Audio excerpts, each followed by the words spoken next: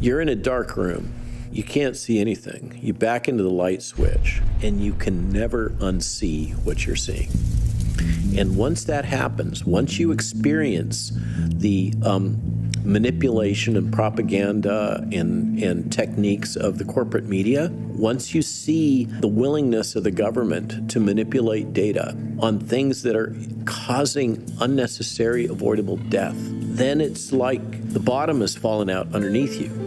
What I thought was truth, what I thought was norms, what I thought were international commitments, were just window dressing. The first big secret I learned was we have no economic or financial problem. In many countries around the world, but certainly in the United States, we are using the federal credit, the Treasury and the central bank, not to run the economy in a way that would optimize wealth. We're using it to centralize control. And it's one of the three parts of what I describe as the control grid. Digital technology gives them the ability to control centrally in such an invasive way that what I describe, their goal is slavery. Islamic terrorism, we were told they destroyed the World Trade Center and, several thousand American lives. But in the years after that, Islamic terrorism was killing fewer Americans every year than lightning. And it's hard to kind of mobilize an entire defense structure against, something that really does not affect most Americans, threaten them in their homes. The military-industrial complex really needed a new enemy. Today, the greatest risk of global catastrophe doesn't look like this. Instead, it looks like this. If your enemy is a germ, now, you have something that can get into everybody's homes and kill you. And if you're told constantly, be frightened of this, be fearful, this stuff is coming to get you, it's easy to manipulate that kind of fear, to disable people's capacity for critical thinking. I think there are two parts to it. One is the shift of money up to the wealthy, the 1%, and for them to also control property and really control people's lives. When people come to realize that COVID-19 is just a cover under which these things have been brought in, it causes a type of friction in their brains. They just can't accept that. And so what will people do when they hear these sort of ideas? They'll usually fight tooth and nail to hang on to the nanny state. So that will be the vaccine, it'll be your public health, it'll be the doctors, and they have a different agenda. I have done a 180 degrees, and now I think the opposite. There have been numerous frauds that have now been revealed to me over the decades, including statins and SSRIs for depression. The list is quite lengthy, actually. And then the frauds perpetrated in COVID are on a scope and a scale that are almost indescribable. And I was at the top of my mainstream medicine game. Little did I know I was being trained by the pharmaceutical industry, because what do you treat with? If you're in the business of medicine to make money, you just say, oh, it's time for Johnny's vaccines, the nurse will be right in, and it's so great to see you, Johnny's doing so well, and I'm out the door before they can ask me any questions. Bam, bam, bam, bam, bam, profit. That investment, that $10 billion, we feel there's been over a 20-to-1 return. So if you just look at the economic benefits, that's a pretty strong number compared to anything else. Gates is driving the narrative in a direction he wants it to go. And as he said not long ago, his return on investment from vaccines has been huge. All of it's liability-free. First, we've got population. Now, if we do a really great job on new vaccines, healthcare, reproductive health services, we could lower that by perhaps 10 or 15%. There is no doubt that we are experiencing a depopulation or a lowering of life expectancy, whatever you want to call it. And that is a plan. Because if you cannot achieve a balanced budget with the retirement system, you've got to lower life expectancy. And that's what's happening. If you're going to kill them, you need to do a slow kill. And it needs to be profitable, because otherwise the herd will turn on you. The great poisoning that's going on is a slow kill. Public health, the government, WHO, CDC, China, Bill Gates, they all have an agenda which is not for the health of the general population. What's happened in recent years is that WHO has been taken over by pharmaceutical companies, but mainly by Bill Gates. He calls what he does philanthrocapitalism, which is that you use philanthropy to make yourself richer. And to give yourself control over humanity. Yeah, the last 2.5 years has been a real wake-up call for me as a scientist. I accepted too much science at face value. I'm actually amazed at how many studies there have been surrounding various highly publicized vaccines. When I go back and actually look at the raw science, it was very poor quality. When Elias Brotberger goes to work, he doesn't need ID.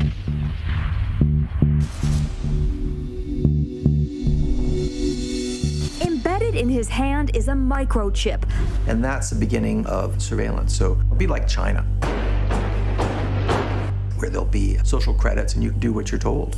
If you don't do what you're told, you won't get any credits and you'll have credits taken away from you. The money will not be paper money anymore. It'll be digital money controlled by the central bank. And if you're not good, you can't put food on the table. And if you're good, you get rewarded. That's what the reset's all about. Through this whole turmoil, this tumult of COVID rising up and bringing together so many activists who are aware of, say, whether it be environmental issues, whether it be GMO foods, whether it be medicine, whether it be the corruption in government. And through COVID, we see it was through the medical industry, but now we see that there is a bigger picture looming. One of the most important things we need to protect our freedoms is to understand how the control grid is being built and stop it. And the best way to stop it is each one of us backs out of the control grid.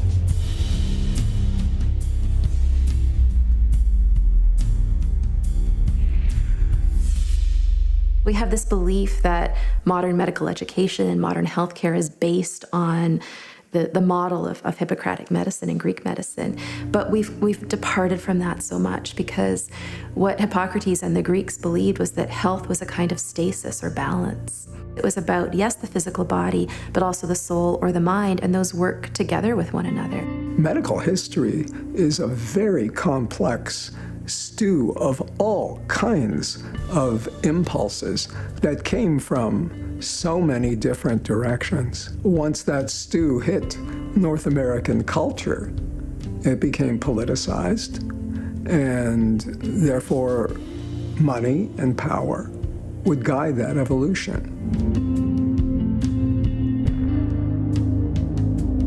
Starting in the 1900s, conventional medicine really took hold politically. I think in the early 1900s, we did see efforts to hijack medicine.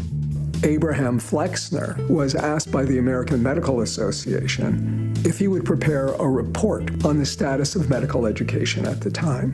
There was a Flexner report that came out. Rockefeller and the Flexner report. A report came out called the Flexner Report. Rockefeller Foundation, the Flexner Report. It was a report that had certain preset goals.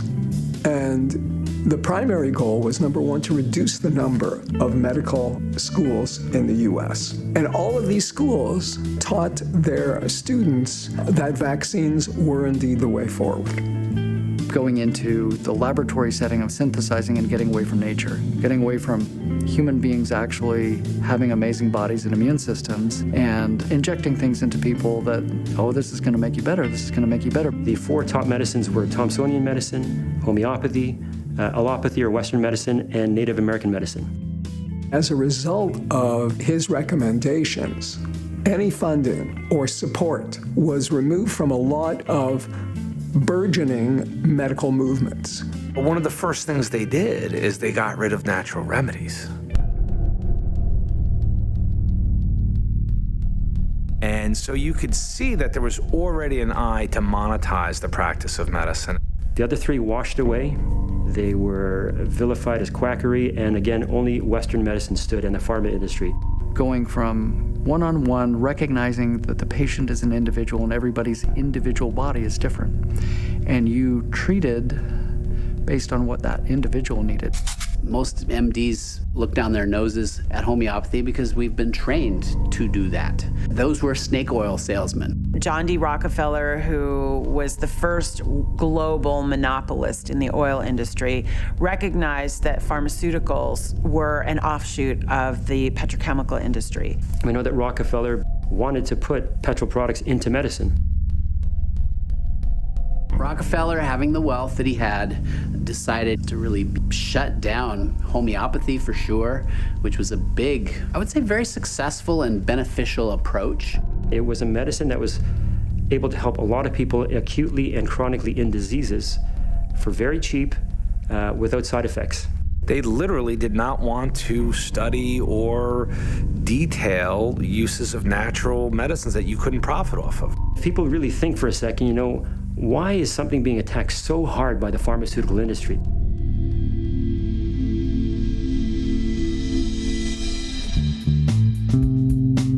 That's where they switched it over, where it was prominent families where their sons were picked to be able to go and study at these institutions. And that came under the control of the elitists. With the rise of Ivy League institutions funded by the Carnegies, the Rockefellers, they wanted a class of student that was a little more socially elevated.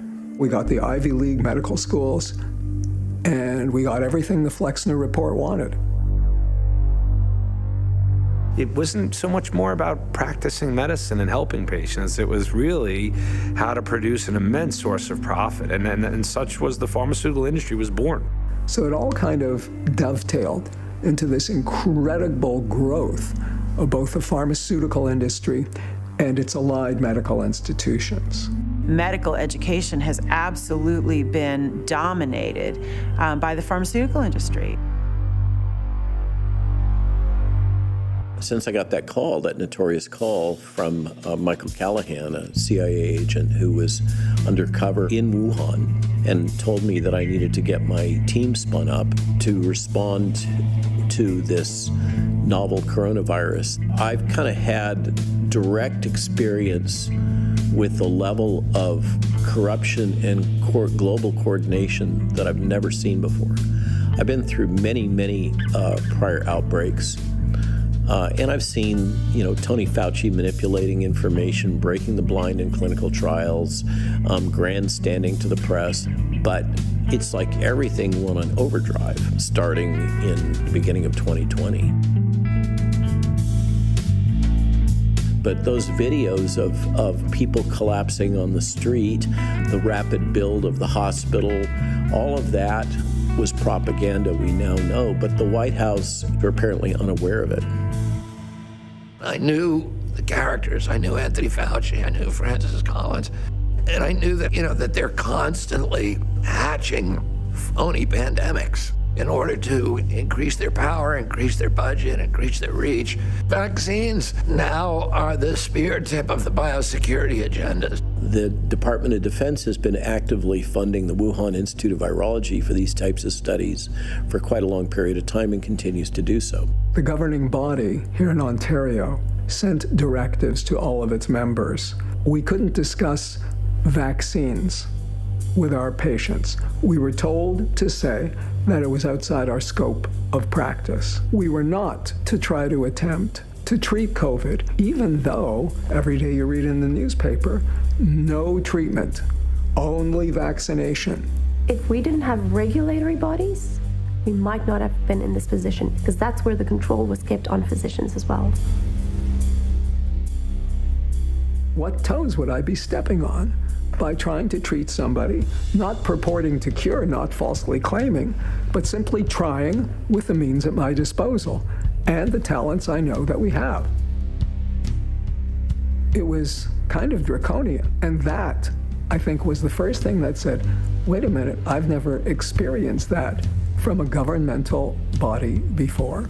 That's where the doctors were. They were stuck in systems and stuck behind fear of speaking out and telling the truth. I don't know where their oaths went. We were eagerly sitting around our radio in the kitchen. Wednesday, Quebec reported a single-day record of new cases, and across the country, we're seeing numbers rise. Listening to the first words from our Prime Minister. And then every day, there was a broadcast from the Prime Minister, and we eagerly listened to what he had to say. And about 2 weeks in, he said, don't worry, Canada, we've invested in a vaccine company in Vancouver. We're spending millions on this. I thought, God, how long am I going to be in my kitchen? It didn't take long before we had scientists speaking out, saying that, hey, these mathematical modeling projections that came out of Imperial College, were completely false, and then you find out that the person's being sponsored by Bill Gates, and then you start to follow that back down to the WHO. The modeling was done on basically projection models, and I mean they used Neil Ferguson. I knew a little bit of their background with how they've gotten it wrong before. We always follow the money. If you don't know the answer, you follow the money. Pharma really infiltrated this, I'm going to call it a marketplace, because that really is what COVID became. The bonus payments for like using remdesivir, the removal of ivermectin from pharmacies, stockpiles of hydroxychloroquine that were being destroyed before the pandemic. So it gets real deep and real scary. Vaccine development takes a decade. That can't be the only solution. And when no one questioned it, I thought, oof. If this were only about preventing disease, obviously this would be over. Even in the clinical trials, more people died in the vaccine arm than in the placebo arm. This is the solution? There's no treatment? You can't take a pill? There's no way to abate the symptoms once they start? I think one does have to look to the Billionaire Boys Club, which we call the World Economic Forum, and that group of people is very explicit that they believe there are too many humans on the planet. There are very wealthy, powerful people who want people to die. We've got to stabilize the population. When I was born, there were what's wrong with the population? I mean, with too many people. I still know some reporters, so I was talking to one of them, and he curiously said, I'm not allowed to broadcast the age of the dead. I asked, well, why is that significant? He says, because they're all 84 and over. 100% of them this week were in palliative care or hospice. In other words, the place we send the elderly to pass peacefully into the next world. That's who was dying. Expectedly, maybe more swiftly. Or what were they doing? Were they swabbing their corpse and getting a positive test? The Italian study came out, 95% of the deaths were reported to be in people aged 65 and over with multiple comorbidities.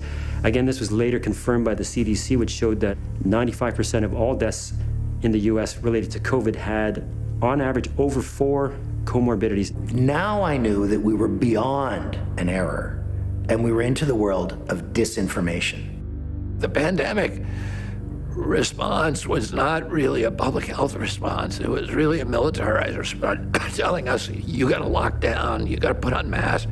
Disinformation is normally the purview of a military operation. It's designed specifically to dissuade people from knowing the truth, to plant a bit of information to get them to think something that isn't true in order to sway their opinion. It's a psychological operation. Everybody knew that masks didn't work. WHO said it. People should not be walking around with masks. Social distancing does not work against a respiratory virus. Lockdowns do not work. Lockdowns were specifically rejected in WHO pandemic protocols prior to 2019. Why is the PCR being brought on board? Why is this now the gold standard for a diagnostic tool and something that has never been used to diagnose something? The bounty on people who came to hospitals with COVID from a PCR test, i.e. the amount of money that the hospital could make if they died, if they were given remdesivir, and if they then went on a ventilator. I mean, it could be as high as $500,000. If you're incentivized to write COVID on every death certificate, you know you're going to have a lot of COVID cases. Literally, these people were worth more dead than alive. When the pandemic started, I knew the whole thing was completely bogus, but I wrote an article called The Injection Fraud, the point of view from the money side and what the money means and why this was fraudulent and why it was our business. You know, the protections of pharma, the different money aspects of the medical and scientific community who were going along. I haven't yet seen the memo that says, let's kill them off and let's use COVID as the instrument. You know, people don't usually put that in writing. But I think if we look at that with critical thinking, you cannot exclude the possibility. When they shifted the language from died from COVID to died from COVID-related illness, I wondered what that meant. That's a key word. If you're an editor, you're looking at that going, why is that word in there? Why is that word in there? I still don't know. What's a COVID-related illness? Is it a lung infection, which you get from COVID, but it's not COVID? So if you die from a lung infection or pneumonia or some similar respiratory disorder, are you dying from a COVID-related illness? And why are we telling that to Canadians? Scare them. Scared me until I started hearing the difference. I knew that they would take a pandemic and use it to ramp up the security state. But I didn't know at that time about the deep involvement of the intelligence agencies and the military agencies, not only in making these superbugs, these pandemic superbugs, funding the development of them in China, but also then how critical biosecurity now is to the central mission of the Pentagon and to Langley at the CIA. The Department of Defense has been actively funding the Wuhan Institute of Virology for these types of studies for quite a long period of time and continues to do so. With respect to, Event 201, part of what they just simulated was how they were going to get people to buy into this. All we have to do is go back to Event 201 that brought together people from the CIA, people from the CDC, people from major industries around the world, the Chinese CDC director. This was a 5-hour exercise of what would be the plan, and that was really going to be the foundation for kind of a pandemic preparedness paradigm that we are now moving into with the WHO treaty on the horizon. The central bankers met on August 22nd, 2019 at Jackson Hole, and they voted on the going direct reset. They left Jackson Hole. They went back to their desks. The Fed went into the repo market on September. They started injecting money directly, and that's when it started. The pandemic was just the piece that came in March. The major forces that be can control mass media and can control to a large degree what we believe is true. Here in COVID, it has become massive. The people who run things. They run all of the things. I mean, it's all coordinated. So Anthony Fauci is a deflation machine. He said, Tony, shut down 1 million small businesses and make sure, people have no income. I'm printing $3 trillion and giving it to my pals. So now they have money to go on a shopping spree. That's the thing about this pandemic. It's been one of the greatest wealth transfers in history. And it's a wealth transfer that was mandated by the state. While you're shutting down all the small businesses, all the publicly traded stocks are able to pick up huge amounts of market share. And these guys have to sell cheap. It's beautiful. Underneath the patient's name, date of birth, their room, where they are, it said vaccinated or unknown. There was no unvaccinated category. Even if they said, I just got my 3rd vaccine last week, I have the date, I have this, the nurse would document it, but would never trigger that vaccinated status. And that's the data they used to feed all of this fraud. And so they were suppressing evidence of vaccination in the hospital. This is a pandemic of the unvaccinated. And so it made the doctors almost like tyrants. The problem is they didn't know they were being lied to. Most people in the ICU were vaxxed. And so you show this to someone, they're like, what? Common sense went out the one door and governability came in the other door. So we couldn't even approach each other to have that discussion because it was kind of shut down from the start.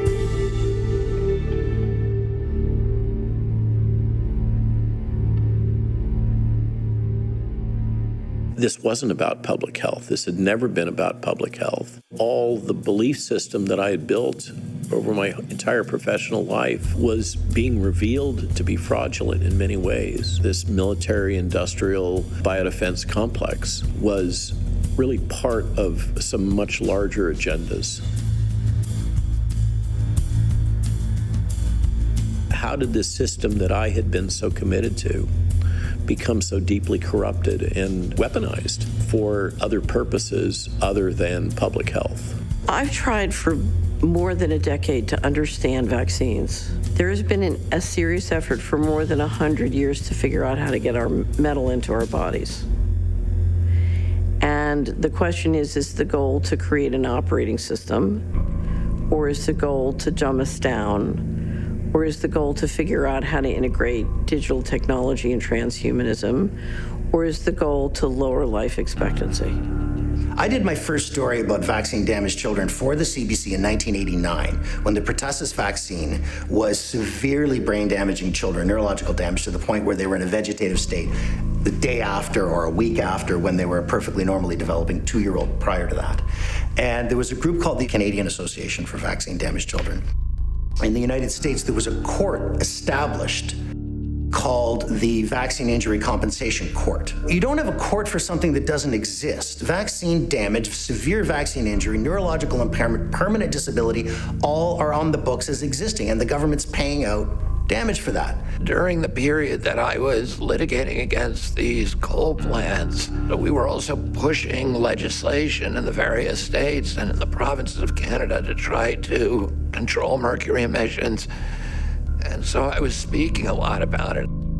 There were groups of women who would show up and they would occupy the front rows. They'd come early, telling me that if I were really interested in mercury exposures to children, I needed to look at vaccines. And it was not something that I wanted to do, so I really resisted. Mothers have a very special interest in protecting their children, and that goes across every animal on God's green earth. I give you the mother bear expression. And naturally, mothers who know this information are hesitant. Why would you inject something into your child until you are shown certainly that it is more benefit to do it than not? One of these women came to my home on Cape Cod, and she brought me a pile of scientific studies about 18 inches deep. Before I was 6 inches down in that pile, I realized that there was this huge delta between what the public health agencies were telling us about vaccine safety and what the actual peer-reviewed science was saying. And that, that started kind of my road down the rabbit hole. I started this battle in 2001 fighting the CDC over mercury in vaccines. And the wrath of the pharmaceutical industrial complex for me has always been about vaccines. I am also very, very concerned about genetic modification and GMOs and the COVID-19 vaccine, because it's a genetic modification and it is a vaccine. It was like a double gut punch to me. Prior to the pandemic, I was fully vaccinated. All my kids, I have 3 daughters, fully vaccinated. Never questioned the vaccines. I believed what I was taught, which is that they are the implicit backbone of pediatric health, and they have rid our world of diseases that otherwise wouldn't have been rid of. Complete, 100% unmitigated lies.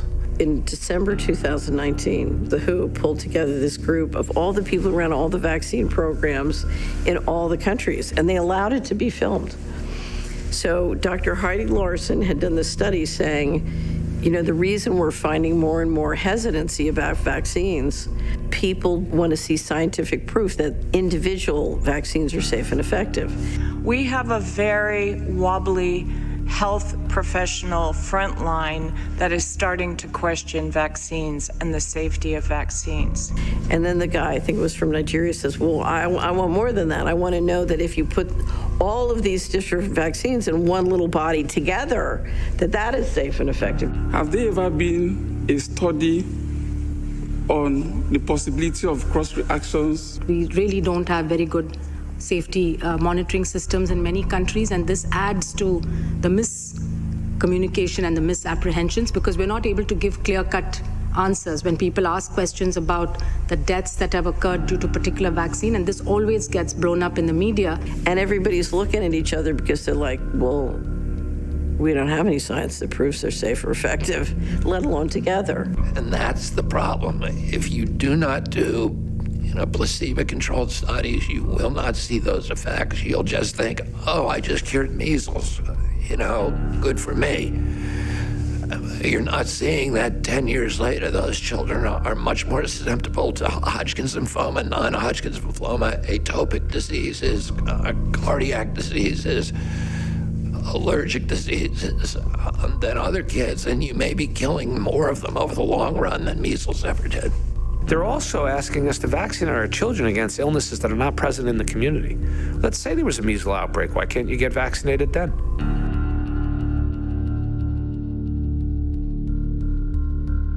As I've started to dig deeper into the clinical trial data that supported these, I have been honestly a little horrified about either the poorly designed experiments or the lack of clear-cut data, whether it be in terms of effectiveness and or safety. For most people, they can't believe that it could be adopted by this many doctors, that they're safe and effective, when in fact there's no science behind it. They never taught us anything about injections. They just said, best medical intervention that there was. Here's the schedule, go at it. And, it's safe and effective. Every single pediatrician vaccinates their own children. We wouldn't do this if we thought it caused harm, right? But they've managed to hide some of those harms in very, very manipulative ways.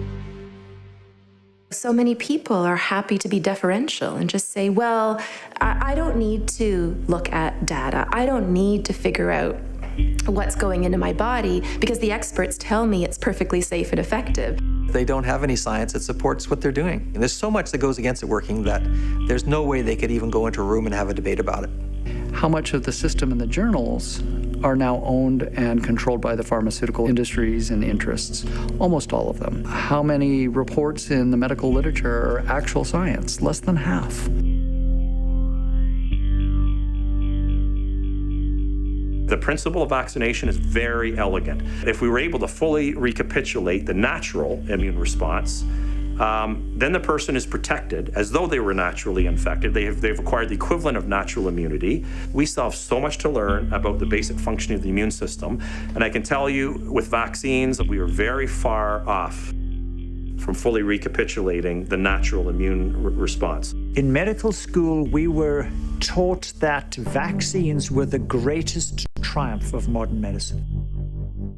When one actually looks at the real science, I don't think that is true. The fact that none of the childhood vaccines has been tested against placebo, which should be the absolute gold standard to see if something is effective, is quite alarming. Most doctors don't realize that. Vaccinology has become a complete and utter joke. I mean, I'm not surprised that people in droves are losing faith in vaccine science. This is another thing that's been memory hold. A strong case can be made that decline in incidence in most of those pediatric infectious disease is really best attributed to the development of modern hygiene, particularly water purity. We introduced the vaccines at the very tail end of a century-long decline. How did vaccines get rid of that disease when they were introduced, when there was almost imperceptible mortality? We know it's sanitation, water supply, hygiene. Under the veil of vaccine development, but they were actually doing bioweapons research. It's illegal in every country. But there's a loophole. You can develop defensive weapons, which are vaccines. Coincidentally, every step that you need to develop a vaccine is the same as if you were developing a bioweapon. Well, I was convinced when the pandemic started that one goal was to get ingredients into our body, secret ingredients. The way I described it is, Bill Gates, now he wants an operating system in your body. And I got a lot of criticism on that until David O'Hagan, who's a wonderful researcher, published an article with a video of the guy from Moderna explaining it's an operating system we're going to put in your body. And I was like, okay. And I'm here today to tell you that we're actually hacking the software of life. In every cell, there's this thing called messenger RNA, or mRNA for short, that transmits the critical information from the DNA, our genes, to the protein, which is really the stuff we're all made out of. This is the critical information that determines what a cell will actually do. And so we think of it like an operating system. If you could introduce a line of code or change a line of code, it turns out that has profound implications for everything. See, I was right. It works in people, and now we're going to be developing a whole slew of vaccines. They've always wanted to get an operating system into people's bodies because the control implications are phenomenal. They don't work to prevent infection. So 1 shot, 2 shots doesn't matter, right? But if you have other things in those shots you want to get in people's arms, that you want to give them ice cream cones for in Nathan Phillips Square, without their parents' permission. For children that have no risk from the disease, there's got to be something else in those shots to make you want to rush so fast to get them into people's arms, every child's arm. When the average age of those that have died with COVID in Canada has been 82, to say that no one is safe until everyone is vaccinated is absurd, because the average age is 82 of people that have died of COVID, and on average they had 4 comorbidities. The evidence is absolutely clear that vaccines are safe. They prevent the spread of COVID-19. They significantly reduce the severity of cases, and most importantly, they save lives. Pfizer and Moderna told us right from the beginning that their shots did not prevent transmission or infection.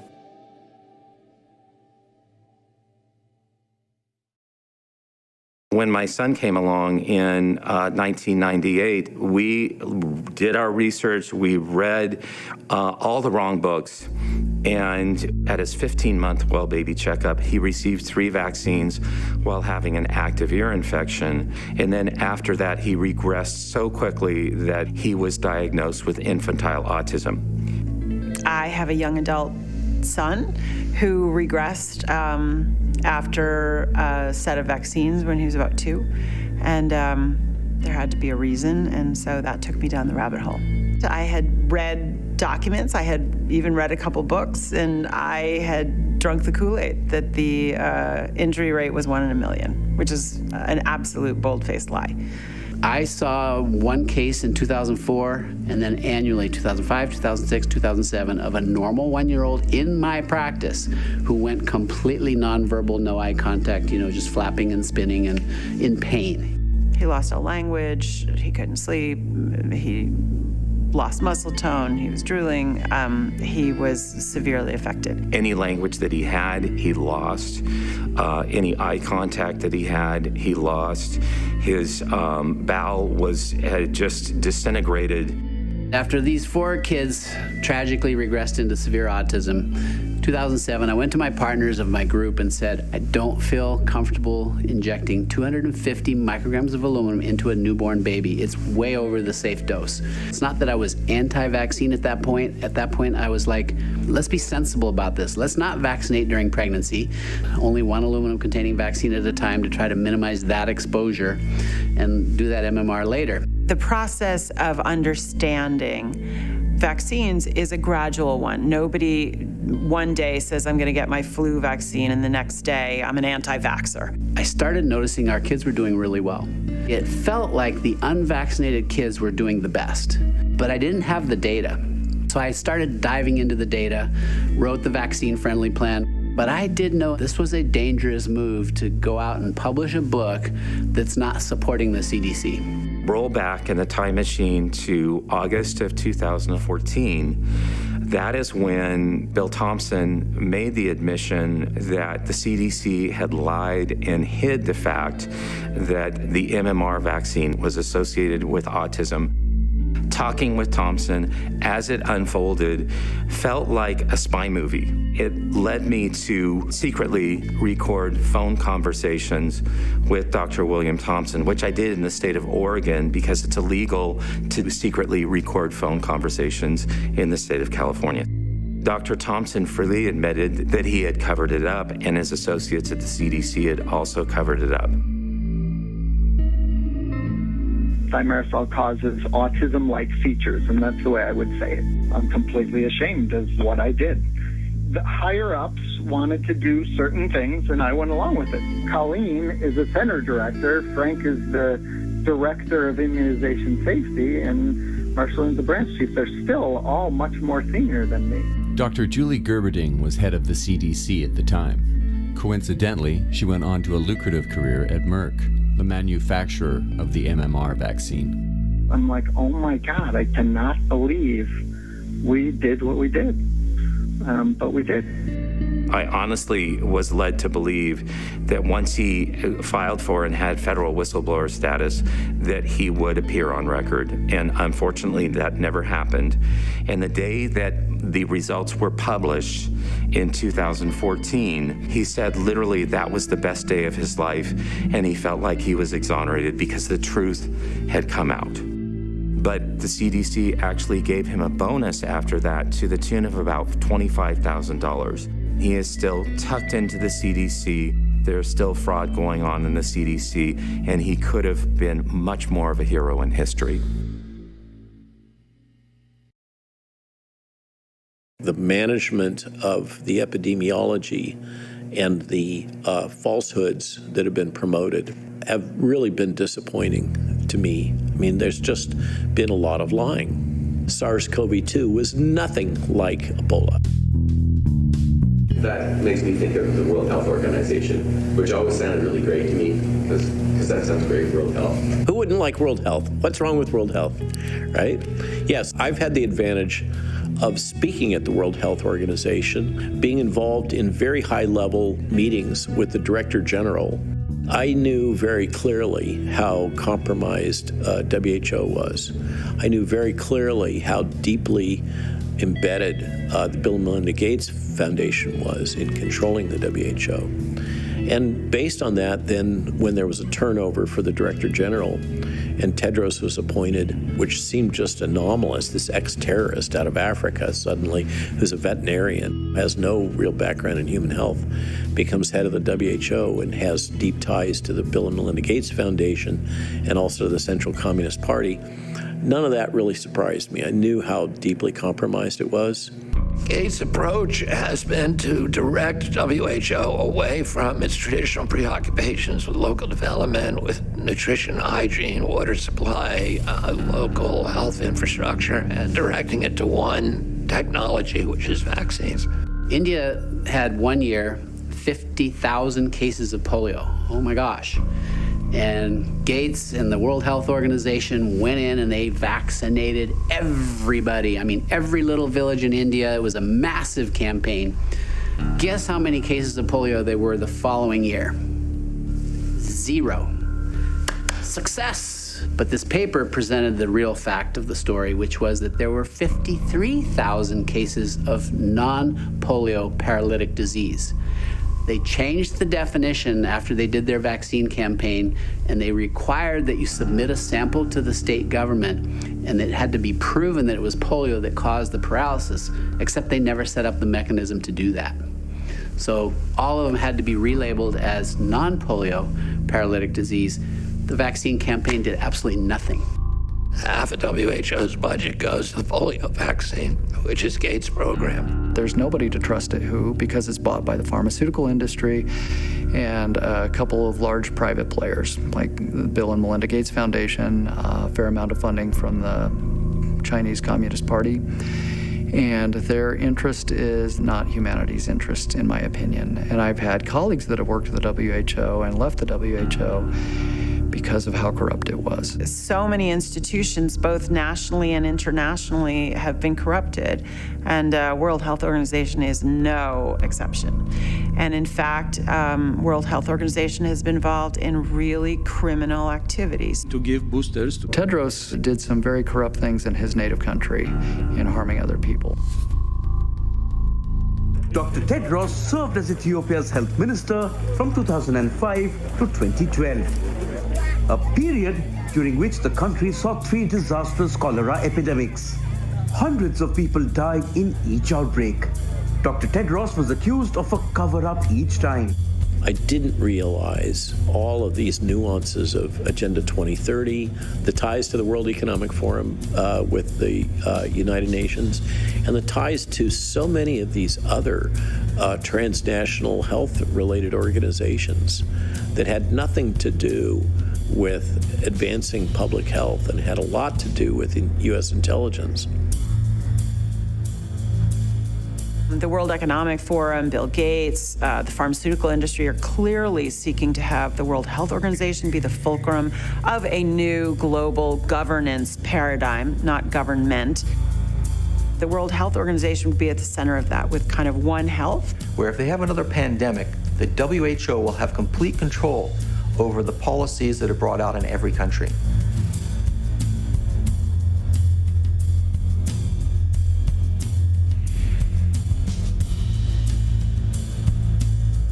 It's an agreement which is legal or quasi-legal from their perspective, and people will see it like that. The courts may see it like that. And what it means is that the WHO will have centralized power, so there'll be no country that can't make people wear masks or get shots or do as they're told. Very similar to what they're doing in terms of trying to centralize finances into a one world bank and a cryptocurrency. It's all being centralized. And those guys are all in the same club together. This is, I think, very dangerous because although it sounds good, in point of fact, these things are being run by the same group of people that seem to have been running COVID-19. It really is all about their having more power, more control, and more money. The World Health Organization had been hinting about raising the alert level for some time.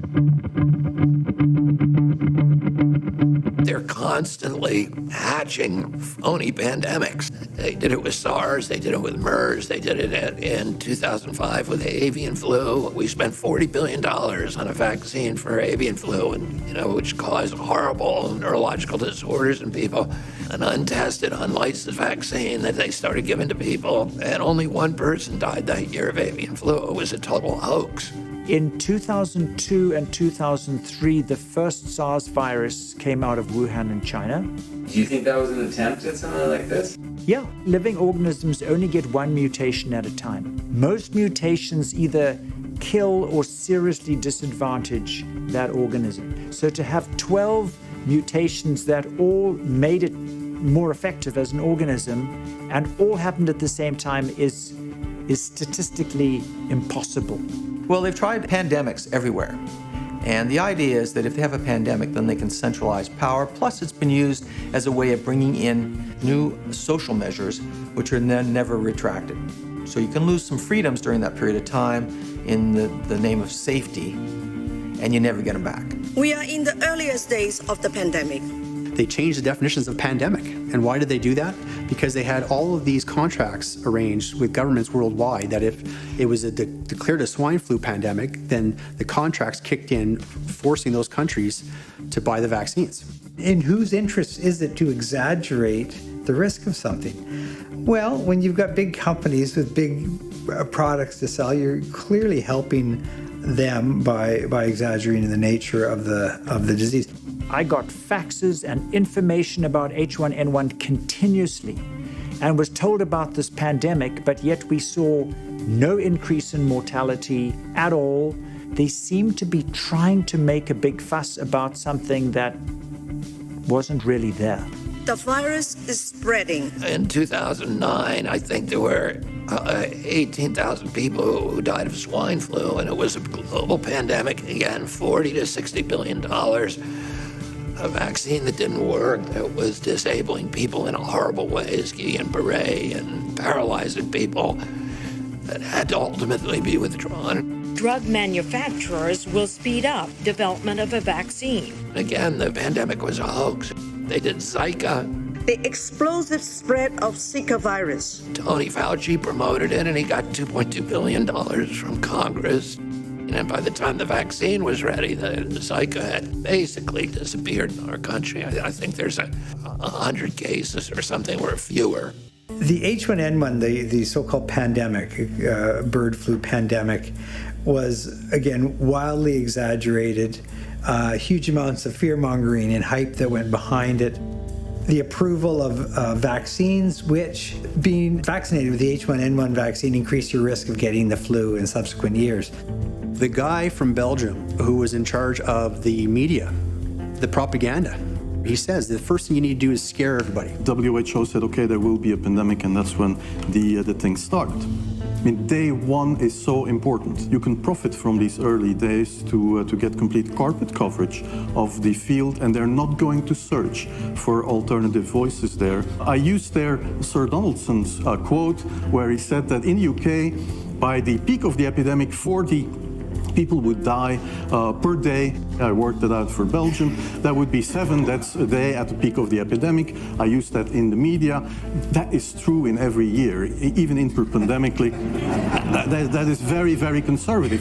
However, talking about fatalities is important because when you say that, people say, wow. And then, of course, a couple of days later, you had the first H1N1 death in the country, and the scene was set and it was already talked about. So you see people clawing their way to the front of the line to get a vaccine.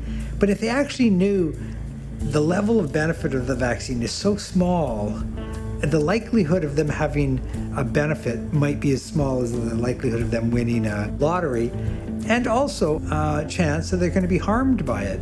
The crux of the campaign was the vaccination campaign, and I misused the fact that the top football soccer clubs in Belgium made their soccer players priority people. Because if the population really believes that this vaccine is so desirable that even the soccer players would be dishonest to get their vaccine, I said, okay, I can play with that. So I made a big fuss about this. This is Van Ranst is raving mad. But it worked. Yeah, thank you.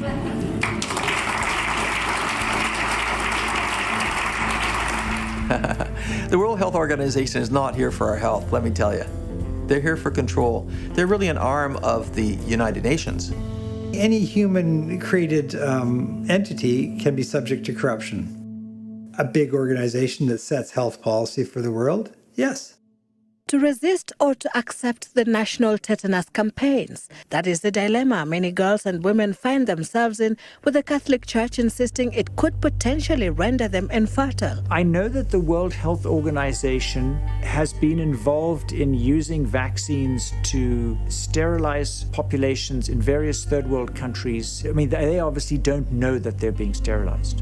It was done, for example, in Kenya with a tetanus vaccine. The World Health Organization provided covertly HCG vaccines, human chorionic gonadotropin vaccines, I put in parentheses, marketing them as tetanus shots in Kenya. The evidence actually suggests that that was quite deliberate, because there's a lot of literature sponsored by the WHO, by the way, that goes back to the 70s to look at conjugating a HCG molecule to part of the tetanus virus.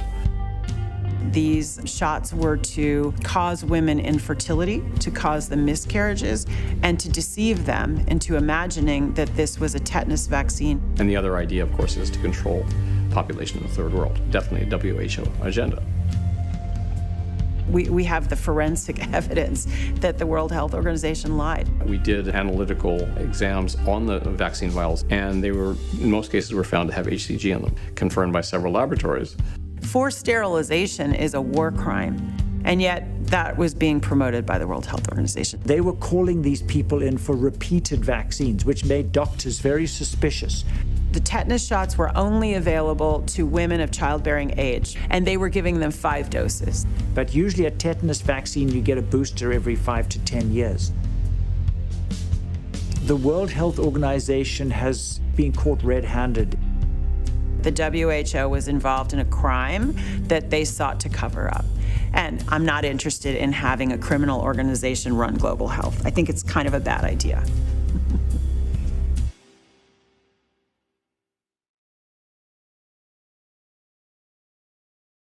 It was clear to me that the vaccine enterprise that was being pursued was corrupt.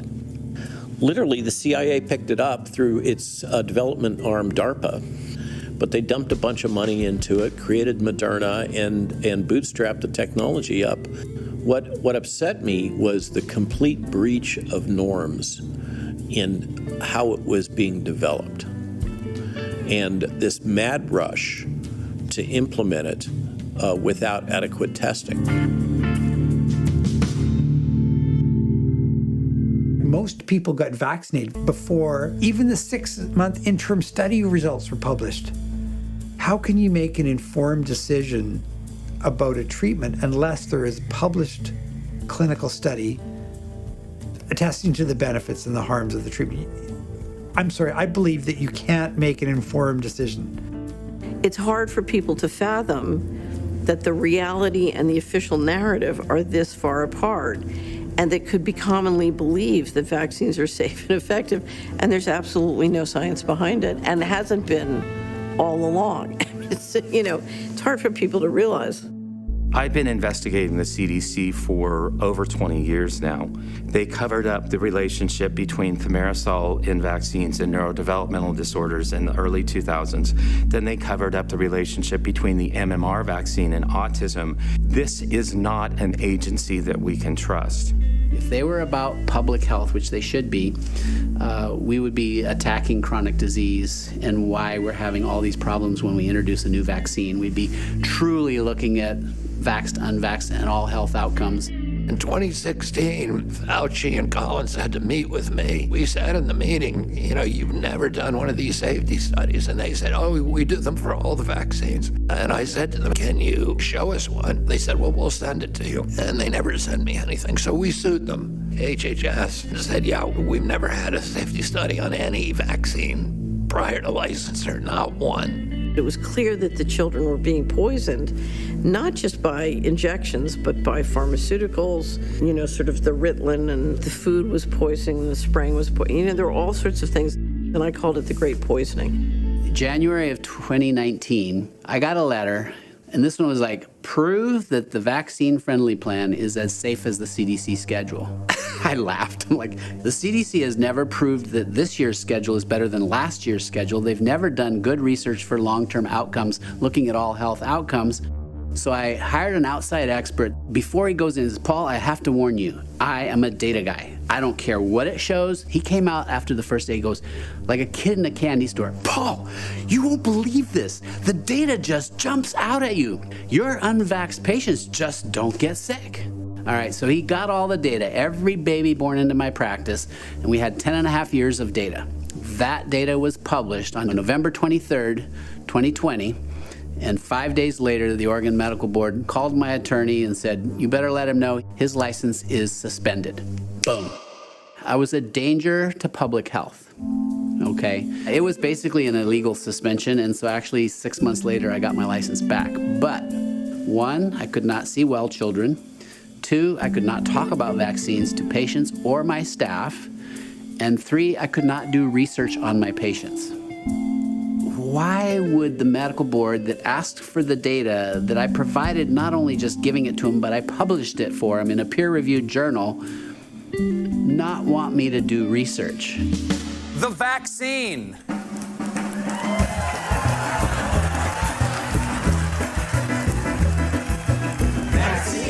A few years ago, I was watching the Emmy Awards, and one of my favorite comedians, Andy Samberg, was presenting.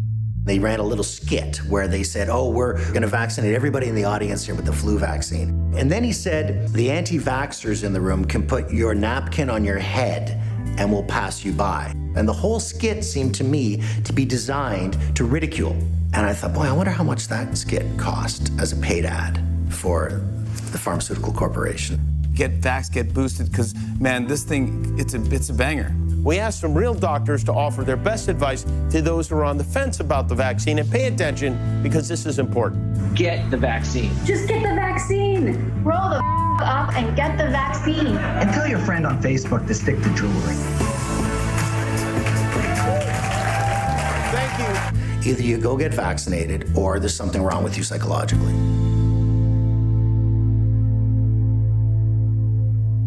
CBC was, for 70 years, the public broadcaster of Canada.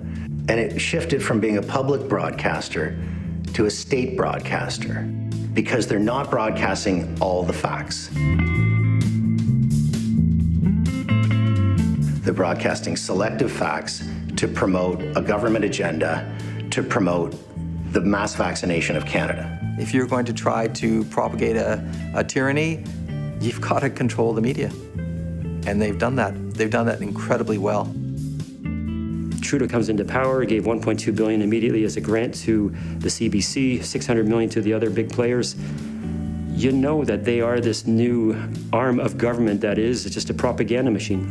What concerns me deeply for Canadians is we've come to believe that what the CBC says is true. And the reason is there's 70 years of standing on the shoulders of the giants of journalism of Canada. And they used that to trick us. In late 2019, there was an organization of public broadcasters worldwide that got together with a single group that's headed by the CBC president, Catherine Tate. And this includes ABC Australia, New Zealand Public Broadcasting, France, BBC, the CBC, Sweden, and German Public Broadcasting. But it wasn't widely broadcast. And you'll find, if you look at this, that the focus of this organization of public broadcasters, which probably are the most influential group of public journalists in the world, the focus now is to speak with a single unified voice on global issues. This is fairly extraordinary. The CBC's mandate has always been to tell the stories of Canadians. What could we possibly have in common to speak a unified voice with France, Germany, Sweden, New Zealand, Australia? What issue is there that we have to put the presidents together in a little special elite room and say, we're going to talk with a unified voice? This is how I believe the CBC was captured.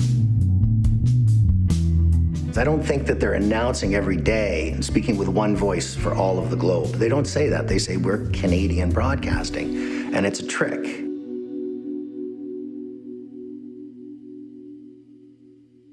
What's interesting is the swift emergence of what's being called the alternative press. How do you make a film? You write your film, you write the story, and then you go and get the shots to tell that story. That is what the media has become nowadays.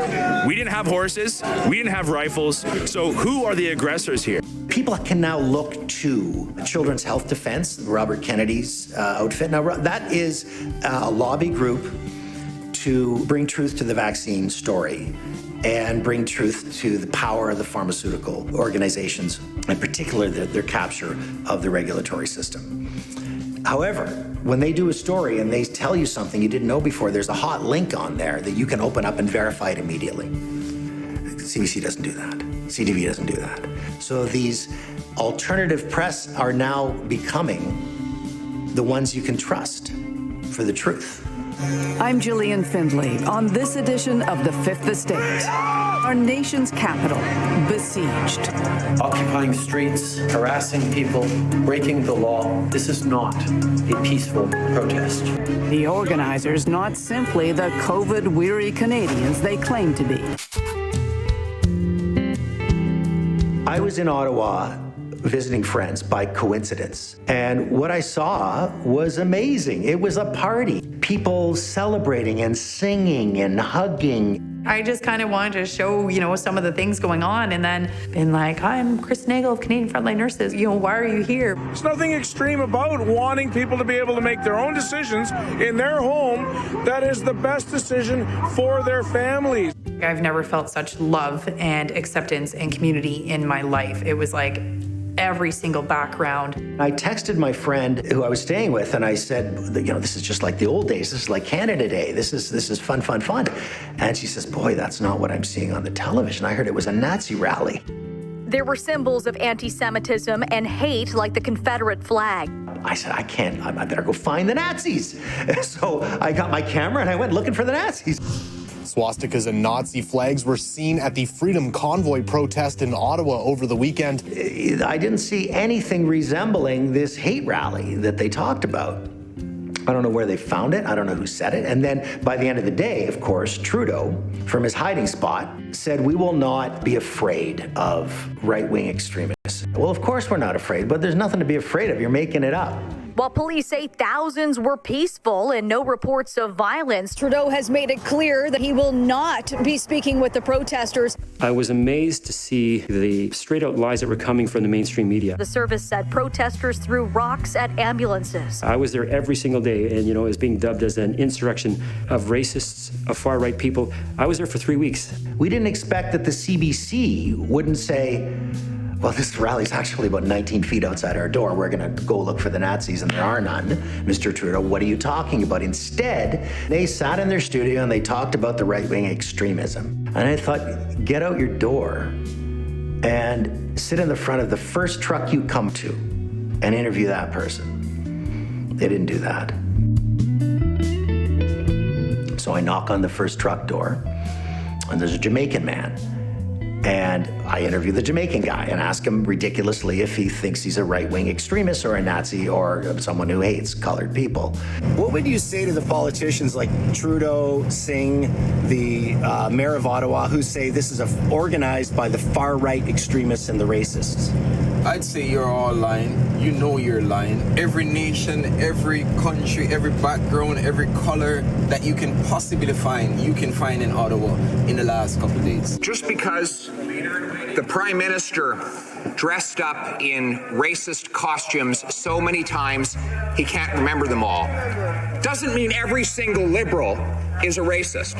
Just because the Prime Minister had tried to help a corporation avoid prosecution after it stole from some of Africa's poorest people doesn't mean all Liberals are racist. Just because about a half dozen Liberal MPs who are racial minorities have complained about his treatment of them does not mean that all Liberals are racist. That is guilt by association. It was like for the first time ever, like all our differences are, just ignored, and we were standing underneath the one banner of freedom. And I couldn't believe that it maintained that same level of love and acceptance throughout the entire 3 weeks. In one instance, Freedom Convoy protesters confronted a fully masked individual holding a Confederate flag in Ottawa. Now he's going. Now he's gone. We called him out. It was just this huge spiritual presence until it wasn't. And I was one of the ones kind of live streaming right in the front lines of the police brutality. Wow, what is this lady doing? Trampling horses, Stop it. Oh my God! They just trampled that lady. On February the 18th, a viral video went around the world where people clearly saw two people being trampled by horses. But the Ottawa police came out with a tweet that literally said, regarding the incident with the horses today, the people who were knocked over, not trampled, were knocked over, got up and walked away. One of the protesters threw a bike at the horses, but the horses were fine. So it went from two people being trampled to the horses were attacked. The refrain from everybody should have been, #Where's the proof? Canada announced almost concurrently with the vaccine program a brand new compensation program for the people with severe negative side effects from the vaccine, including death. The budget is $70 million, and they've budgeted for around 9,000 Canadians dying. How is that either safe or effective for that person? 2 weeks ago today, a woman walked into a Saskatchewan pharmacy to get her booster shot. She was told to wait 15 minutes, and at minute 7, she dropped dead on her chair. That's a story. The Saskatchewan Health Services spokesman said that they've determined it was natural causes. That's a story. This is a family that was so pro-vaccine. They just followed what they were told to do and thought that they were doing something for the good of Canada. And she's dead now. And we have a $70 million fund administered by Health Canada to pay for the funerals of people like her. And yet every day, it's safe and effective. And if you don't like it, you're an anti-vaxxer. So, is the daughter of the dead woman now an anti-vaxxer? And is that a bad word? Do I spit when I say it? If I'm a CBC anchor, I do. Vaccines are the safest way to get us out of this pandemic. They say they are safe and effective. Why don't they say, the Prime Minister says it's safe and effective, but a number of people have died from it? Why don't they say that ever? Why isn't that a common way to describe these vaccines?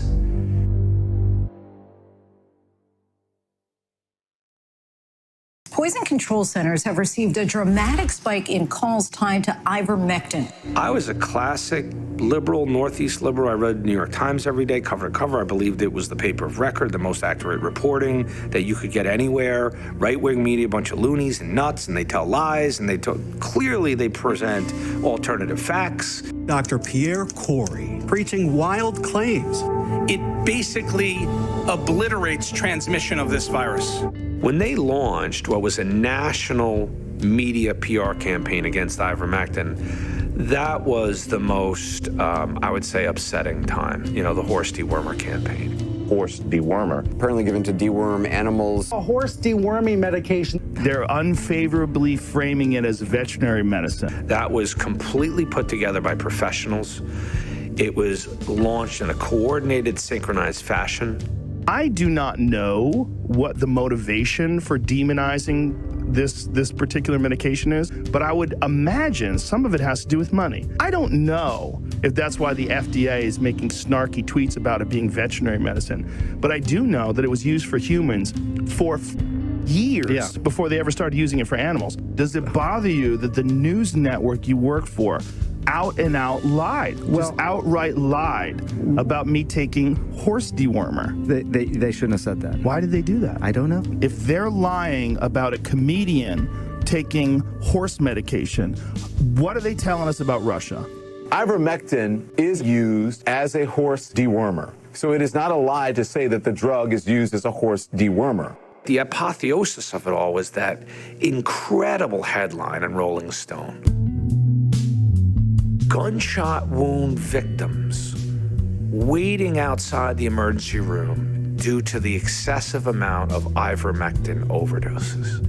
I'm like literally picturing gunshot wound victims holding their side with blood seeping through their hands as the emergency room doctors are rushing in the ivermectin overdoses, right? So it's almost like a cartoon, but it went viral. It went across the world. The hospital put up a sign on their actual hospital website.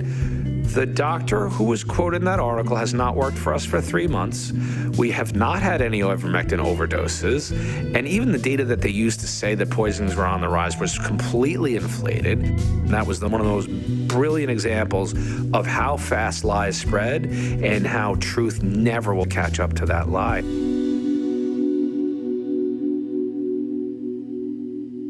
It's called the Fauci effect.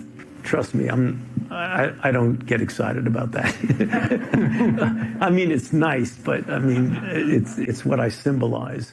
In an era of the normalization of untruths and lies, people the craving for consistency, for integrity, for truth, and for people caring about people. Well, Fauci's fingerprints are kind of everywhere, right? When you think about how clinical research in medicine is conducted and where the funding comes from, it's essentially only two sources, right? Which is pharma or the NIH. And he sees and decides the funding for everything. He has been incredibly powerful for 50 years. You got to hand it to the guy. He is a wordsmith and slippery. He's never treated a COVID patient. If you want to know how to treat COVID, you ask the people that treat COVID. You don't listen to a bureaucrat that didn't even finish a residency. There's a lot of forces at work there, but he was the front man. We will get through this, and we will get through it by vaccination. Thank you.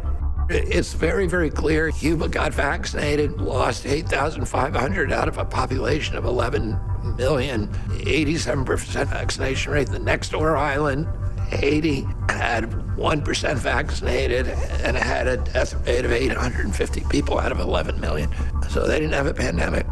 The ones that used alternatives and treatment and stayed away from the vaccines did much better. Dr. Fauci, did this have to be?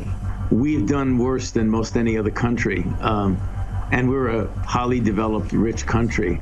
We had 4.2% of the world's population in the United States, and we had 16% of the world's COVID deaths, so that we did not have a good record. I knew who Fauci was before all of this. I watched the disaster of the AIDS crisis. In 1984, Anthony Fauci was named the head of the National Institute of Allergy and Infectious Diseases, and public panic regarding AIDS had firmly taken over the nation, partly because of comments made by Fauci regarding transmission of the virus. Seeing it in children is really quite disturbing.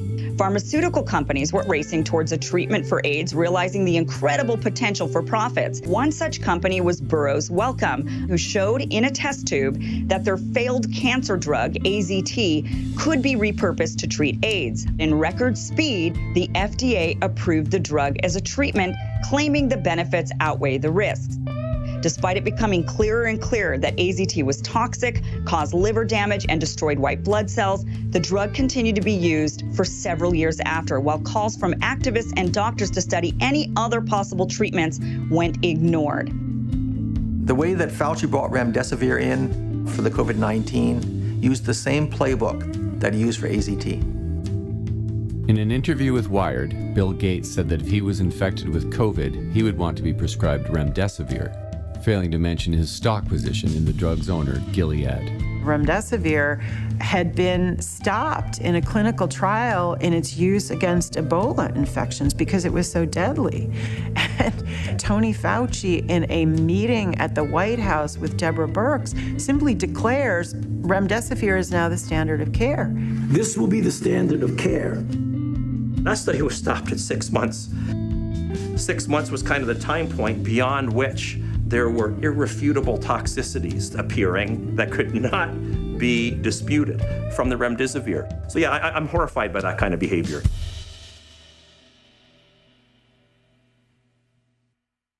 He was being financed by the military to do the gain-of-function studies that actually developed the virus. He was financed since 2002 to do basically bioweapons research. The military and the agency, CIA, didn't want to do it openly. So they were doing it through surrogates. They were doing it through Fauci, but they were also doing it through EcoHealth Alliance and through USAID. From 2014 to 2019, the National Institute of Allergy and Infectious Diseases, which Tony Fauci runs and has for decades, pumped money to a group called the EcoHealth Alliance. The EcoHealth Alliance is run by a man whose name you may recognize, Dr. Peter Daszak. Daszak contracted with Dr. Shi to conduct gain-of-function experiments at the Wuhan lab. Just before the pandemic became public knowledge, on December 9th, 2019, Peter Daszak sat for an interview that was streamed online. In that interview, Daszak bragged about how easy it is to manipulate coronaviruses in lab experiments. Spike protein drives a lot of what happens with the coronavirus, zoonotic risk. So you can get the sequence, you can build the protein, and we work with Ralph Barrick at UNC to do this. Insert it into a backbone of another virus, and do some work in the lab. Dr. Fauci, knowing that it is a crime to lie to Congress, do you wish to retract your statement of May 11th where you claimed that the NIH never funded gain-of-function research in Wuhan? I do not retract that statement. And Senator Paul, you do not know what you are talking about. They took animal viruses that only occur in animals and they increased their transmissibility to humans. How you can say that is not gain of function? It is not. You're trying to obscure responsibility for 4 million people dying around the world from a pandemic. If anybody is lying here, Senator, it is you. You literally have one man controlling science. He has deep contacts in all the agencies. He has the biggest budget of any individual department. It's this immensely terrifying control of our public health system. And I would say that stretches worldwide, too. Bill Gates, Tony Fauci, they were global overlords of COVID. There's no question. And remember, they were the public-private. This was the fascist coalition around vaccines. Most of the money he controls is actually dark money for the Department of Defense research. Might have started in a lab, might have happened in nature. 3 years ago, if you thought it came from a lab, you were even called a crackpot by the very scientist who in late January sent emails to Dr. Fauci and said it came from a lab. 3 days later, they changed their position 180 degrees. The question is why?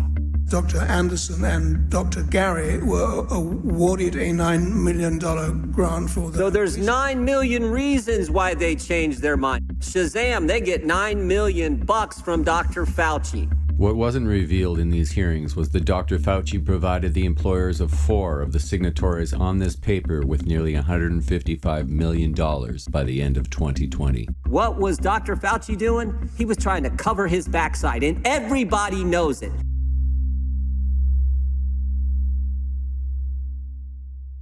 As long as we focus on Fauci, then there's the opportunity for him to string us along. I don't think he really matters. I think all those people are dispensable when it comes to who's above them and who's above them. We're all being played, but let's get smart about this. There are different levels, and we always have to keep digging deeper. Whenever it seems that we're getting somewhere, it's apparent, look for the next level down. So really that whole story of where they came out of the Wuhan lab or not, was that important?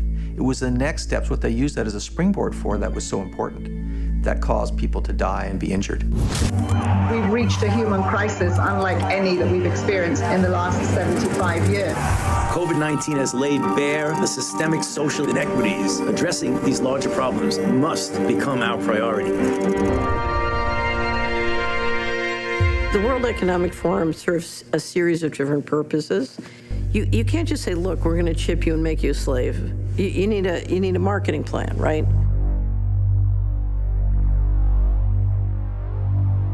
So you want to make it fashionable, particularly the young people. Yeah, it's all in chips. So I use it like to get around the building. Buy snacks. Yeah, exactly. Let's buy some snacks. And they're marketing and making all of this seem cool and groovy to young people. Once you are chipped like livestock, you know, the control implications are phenomenal. If you had the choice, would you implant your smartphone into your head? That chip can do a lot of other things other than just, you know, help you get into the office building. The World Economic Forum explicitly supports transhumanism. And one of their advisors, Yuval Harari, talks glowingly about this idea that we are hackable animals and that now man can take over his own evolution, and it's going to be by design. By hacking organisms, elites may gain the power to re-engineer the future of life itself. Science is replacing evolution by natural selection with evolution by intelligent design. Not the intelligent design of some god above the clouds, but our intelligent design and the intelligent design of our clouds, the IBM cloud, the Microsoft cloud. These are the new driving forces of evolution. They truly do think it's their role to play God. Now they want to be putting all kinds of sensors in our body. I was just this weekend listening to a banker talk about how the central bank digital currency is actually a chip that would go in people's wrists. With the CBDC, central bank will have absolute control. Central bank digital currencies, which they're in the process of implementing globally, will give the central bankers ability to make the rules as to how what we think of as money is used and enforce them. Right now, the financial system is not really a financial system, it's a control system, which means if they don't want you traveling more than 5 miles from your home, they can turn off your car, they can turn off your credit card. If they decide inflation is going up and they want to shut it down by freezing everybody's bank accounts, just like the Canadian truckers, they can freeze your bank accounts. They have complete control and they can manage it all with AI and software. So you will have the equivalent of, 24/7 Stasi teams on you every day, all day long. And it's not your money, it's their money, and they control. It's not currency, it's a control system. Do I think the World Economic Forum is a decision maker in any of this? No, I think they're marketing. They're like the ad agency. The other thing is they're identifying people as talented and sucking them in, so the World Economic Young Leaders.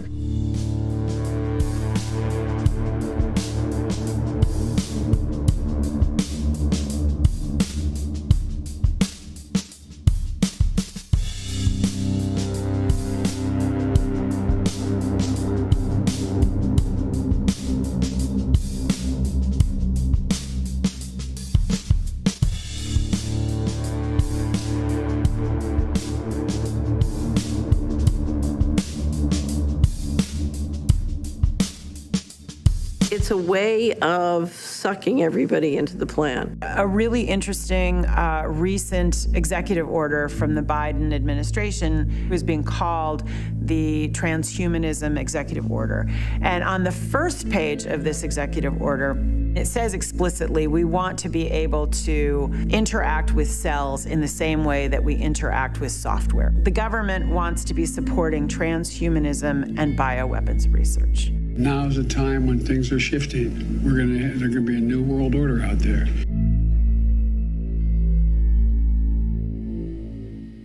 The idea of digital money is not new. Many of us use debit and credit cards or payment apps for transactions. But what would make a central bank digital currency different? It could make payments faster, allowing for immediate settlements and no processing delays. And it could also make payments cheaper. We have no economic or financial problem. You do have people leading and managing the economy who want to centralize control, Digital technology gives them the ability to not only control centrally, but control centrally in such an invasive way that what I described, their goal is slavery. We live on a planet where we're not allowed to know how the governance system at the top works. So my nickname for the governance structure at the very top is Mr. Global. Who is Mr. Global? What I can tell you is here are the lines going into the top that I see as being the most powerful. Because money is a great mapping tool. You can use money to map out what's really going on. So big pharma and healthcare is a line. Military is a line. So they're putting up the satellites. Intelligence is a line. And then we have the media pouring out the propaganda. We have the tech people building clouds and the telecommunications. And then we have the central bankers engineering central bank crypto systems. So these are the functional sectors, and they have different powers. They're trying to keep them separate so that you can't see how they're going to come together to institute the slavery system. As we centralize, they all benefit from helping the centralization, and they cooperate and compete. FDA approved the first electronic pill, if I can call it like that. So it is basically biological chip that it is in the tablet. And once you take the tablet and dissolves into your stomach, sends a signal that you took the tablet. So imagine the applications of that, compliance. I think our government has been taken over by corporations. They do not have our best interests at heart. I'm an anti-fascist, and so, which makes me anti-government. I know I can't put hope in government. I can't put hope in institutions because it is such a dire war and is such a war on so many fronts right now for our sovereignty and our way of life. Mr. Global is running the planet on the central banking warfare model. Because remember, the Secret Service is controlled by the Treasury.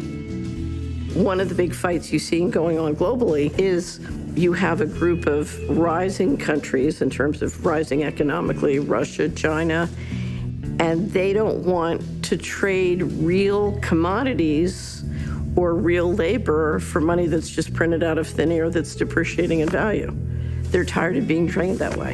And that's part of the reason we're facing a major financial reset, because the current system depends on growing debt infinitely, and that can't last forever. The people who are trying to kill us are integrated. They understand and manage it on a holistic basis. If we're going to fight for freedom, we have to do the same, and that's what's happening.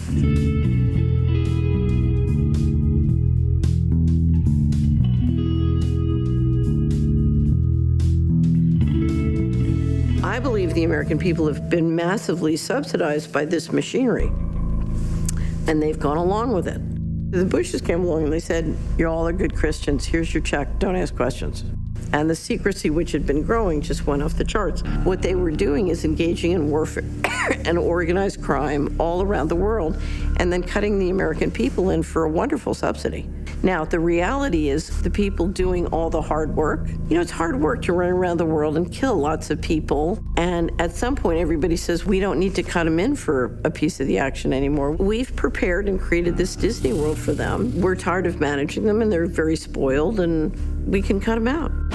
If our dependency on war and organized crime continues like this, they will end up owning and controlling everything. So you got to turn it around. And that's where we are now. And it's like, oh, the war and drugs, we try, we can't get it to work, we don't know why, blah, blah, blah, blah. You have the overt pharmaceutical business and the covert narcotics trafficking. It's one business. You're controlling people and you're controlling resources. The central bank and military powers are extraordinary to implement digital technology and give them complete control. One of the reasons they want complete control is they're afraid once we face what's really been going on, we'll be very upset.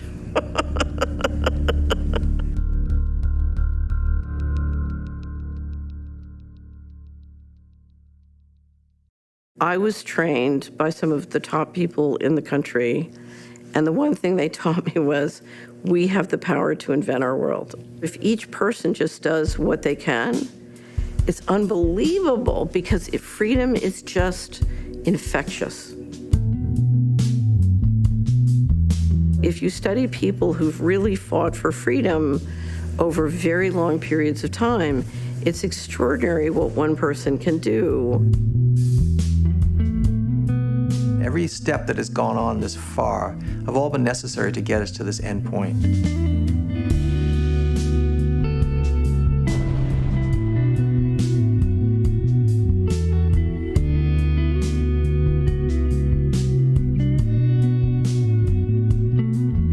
Intelligence officials allegedly warned Trudeau about CCP interference in Canada.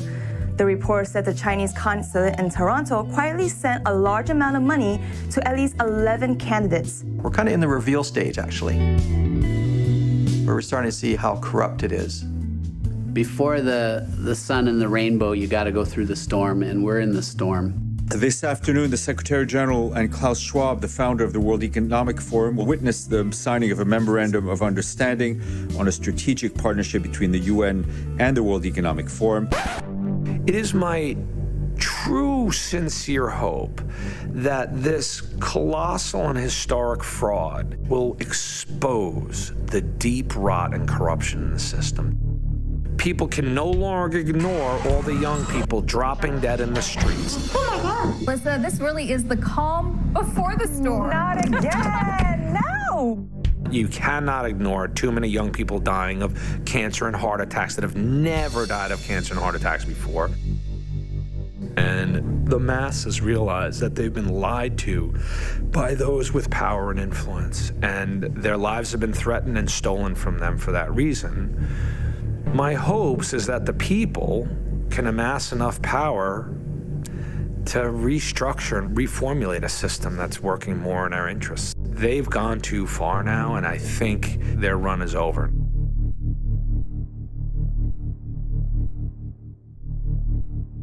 The people who are trying to kill us are integrated. We have to build back better. It's the time to build back better. Building back better. To build back better. If we're going to fight for freedom, we have to do the same, and that's what's happening. Okay, so you can't trust what the government's telling you. You can't trust what media is telling you. You can't trust your doctor. You can't trust a number of your family and friends. Well, you have to trust yourself. And if you haven't been working on that kind of self-confidence and self-trust for your whole life, it's a lot harder to do it in an instant when you're 32 or 64.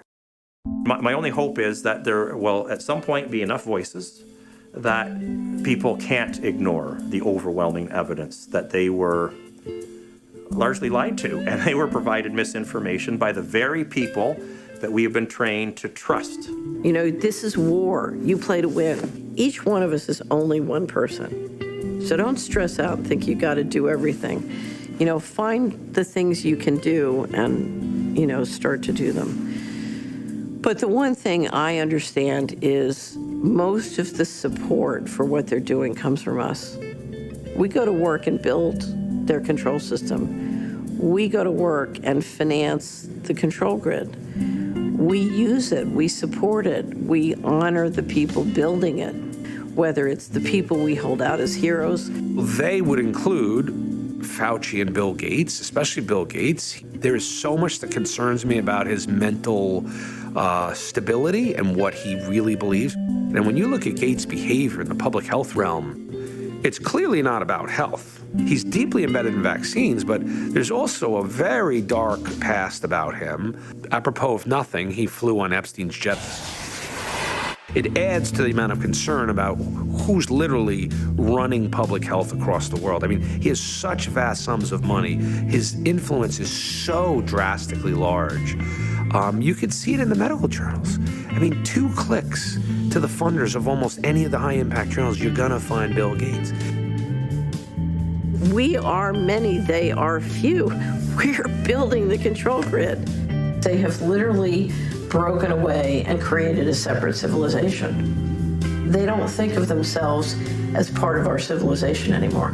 This whole country is working for their enemy. They're financing their enemy. You never finance your enemy.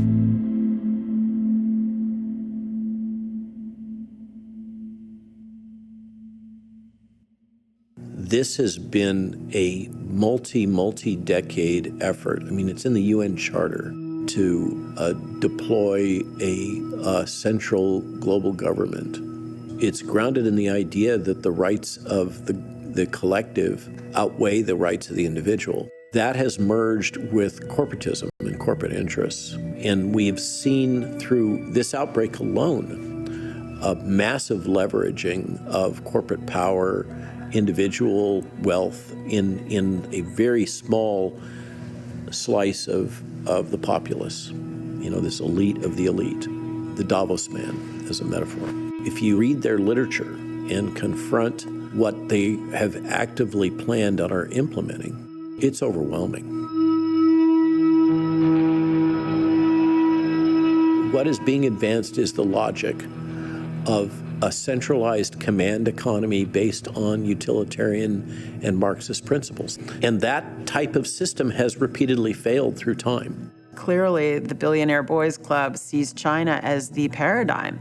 They love the surveillance. They love the digital IDs. They love the control. They love the emphasis on government-driven science in China. So I think we see people like Bill Gates essentially having transferred whatever loyalty they might have to a national government to China. We are really in a fascist era, and these people really are about a kind of fascist paradigm of corporate-controlled government in coordination on a global scale. And I mean, this is really about global control. These people have preliminary global control. Unless you're psychopathic, what it is to be human and have a rational soul is also to have this kind of compass that twinges a bit when you're doing something you believe to be wrong. I would say no amount of money or reputation or acceptance by the people that you think will make your life can make up for that kind of peace in your soul.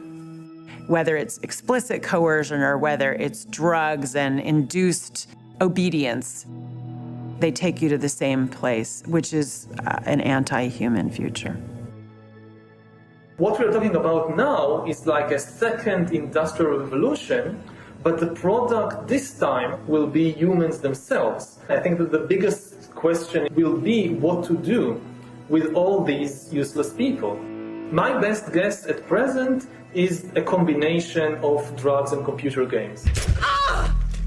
We desperately need servant leaders, not what we've often selected for over the last few decades, which are really kind of narcissist, sociopath, psychopath on that spectrum.